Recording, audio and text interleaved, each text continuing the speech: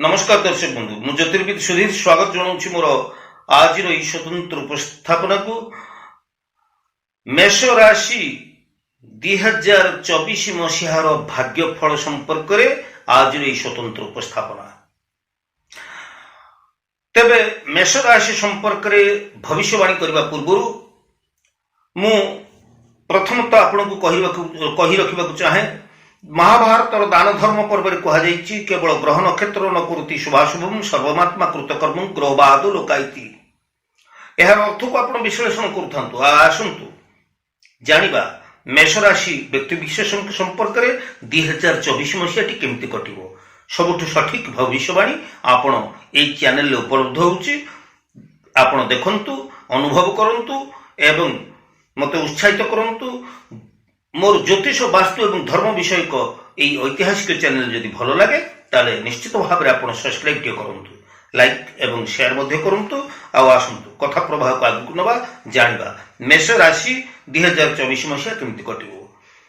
मेष राशि कथा जदि विचार को नवा ताले मेष रे बृहस्पति जन्म राशि रे रहिचंती, एकादश भाव रे शनि रहिचंती, द्वादश भाव रे राहु अवस्थान करिथिला बेले षष्ठ भाव रे केतु रहिचंती।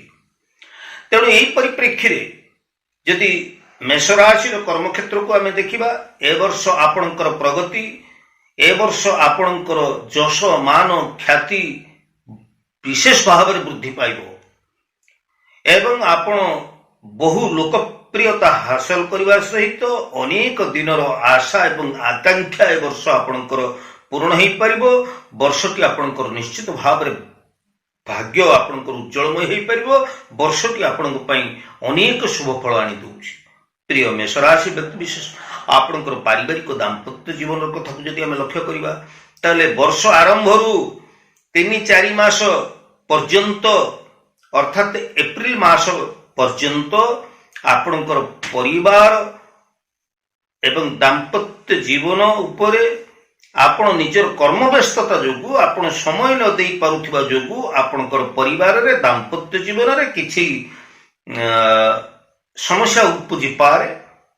सेथिपई आपण टिके परिवार प्रति ध्यान देबे।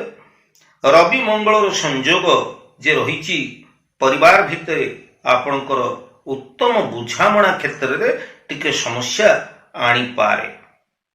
तेबे ए वर्ष आपण कार्य लोकप्रियता हासिल करिवे, कार्य आपणकर सफल हबो, आपण प्रत्येक क्षेत्र रे आपण प्रगति करिवे। किंतु पारिवारिक दाम्पत्य जीवन कथा जतबेला आसुची निश्चित भाव में मुझे कहक चाहिए जे आपण कर्म जंजाल रे समय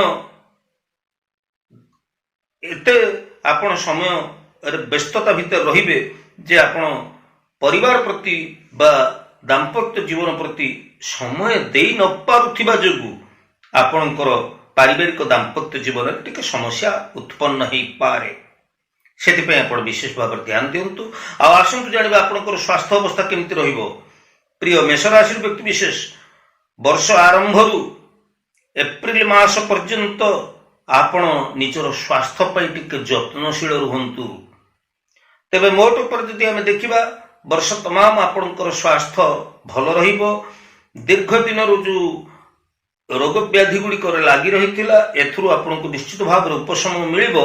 तेबे आपणकर जीवन शैली परिवर्तन, जीवनचर्यार परिवर्तन सहित आपण योग प्राणायाम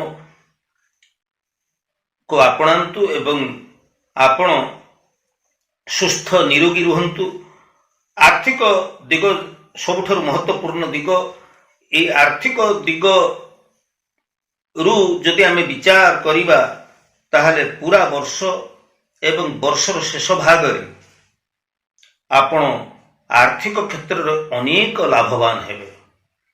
तेबे एठी मु आपन कहली वर्ष आरंभ रु एवं वर्षर शेषार्धरे आपण निश्चित भाव में आर्थिक क्षेत्र रे निजर स्थिति को सुदृढ़ करि परिबे। आर्थिक क्षेत्र रे आपण लाभ उठै परिबे बा आर्थिक सुच्छलता को आपण अनुभव करि परिबे। तेबे वर्षर मध्य भाग रे आपणकर आकस्मिक कर्तव्य हो पारे, आर्थिक मांदावस्थार सम्मुखीन हो पारती। तेणु अर्थ कारबार आय व्ययर सुपरिचालना करी यदि अर्थ को आपण ठीक भाव में आर्थिक स्थिति को आपण ठीक भाव में परिचालना करि पारंती ताहले निश्चित भाव में ए वर्षटी आपणकर आर्थिक दिग पई भल रहिबो। आ वाणिज्य कारोबार ए वर्ष आपणकर खूब भल चलिबो, नुआ ढंगरे चलिबो एवं आपणकर लोकप्रियता पई आपणकर ए वर्ष निश्चित वाणिज्य व्यवसाय तो भल रहिबो। तेबे शिक्षा कथा देखिबा शिक्षार्थी माने एप्रिल मास पर ठारू वर्ष शेष मध्य शिक्षार्थी माने उच्च शिक्षा हासिल करिवे, प्रतियोगितामूलक परीक्षा मान दे से माने उत्तीर्ण ही पारिबे, उच्च शिक्षा पई विदेश यात्रा करिवे एवं मेष राशि जो माने बेरोजगार युवक युवती बा चाकरी से प्रार्थी माने रहिछन्ति निश्चित भाव में नूतन कर्मस्थान टी पाई परिबे। तेबे मोट पर जदि आमे देखिबा ए वर्ष आपणकर भाग्य उज्जवलमय हबो, प्रत्येक दिगुरु आपण शुभ फल प्राप्त हेबे, बेश किछि आपणकर जीवन में प्रगति करि परिबे, सर्वजना द्रुत हेबा सहित आपण ए वर्ष निश्चित भाव में भाग्यशाली ही परिबे। तेणु ए 2024 मसीहाटी अपेक्षाकृत भाव में 2023 ठारू 2024 मसीहाटी आपण पई खूब शुभ फल नहीं आसुची। तेणु प्रत्येक क्षेत्र में आपण शुभ फल प्राप्त होगा पई जाउछन्ति। तेबे दर्शक बंधु मो वीडियो प्रथम रु आपण को ही तो कहितली केवल ग्रह नक्षत्र न करोति शुभाशुभम सर्वमात्मा कृत कर्म ग्रहवाद लोकाइति। तेणु केवल आमे भाग्यवादी ही गले तो हबो नहीं, सेथि पई हमको कर्म करिया को पड़िबो, कर्म अनुसार हमर निश्चित फल मिलिबो। तेणु भागवत सेथि पई कुआ जाईछि कर्म करिबो नाना मते फलिबो कर्म रायते। दर्शक बंधु आज उपस्थापना आपको निश्चित भाव में भल लगी जदि मोर उपस्थापना आपको भल लगुच निश्चित भाव में आप वीडियो को लाइक टे करेंगे। आज तो समय ही जाइए दर्शक बंधु, पुणी आम परवर्ती अध्याय देखा से पर्यंत मुझे विदाय नौछि। ज्योतिर्विद जय जगन्नाथ।